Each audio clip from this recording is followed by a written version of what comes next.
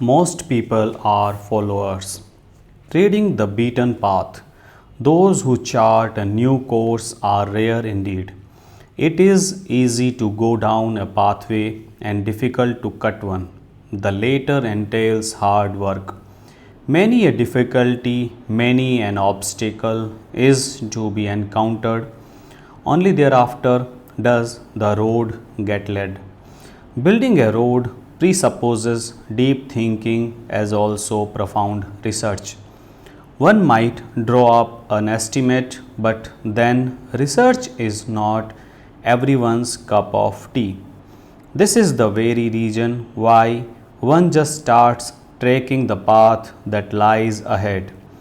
In the practical world, a person would not tread every path he comes across. Rather, he would travel down the road that leads him to his destination.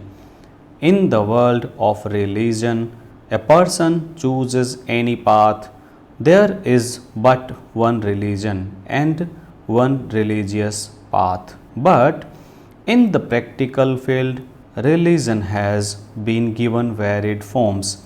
The method of worship accepted by a person is viewed by him as religion.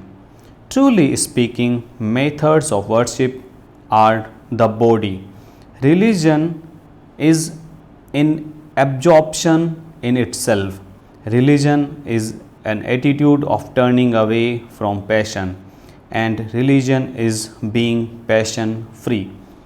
Methods of worship are beneficial only if we have a sense of achieving the aforesaid three objectives. Now, as stated above, most people are followers, and as such, the prone to accept the method of worship they come across. Generally, it is the one they are born with.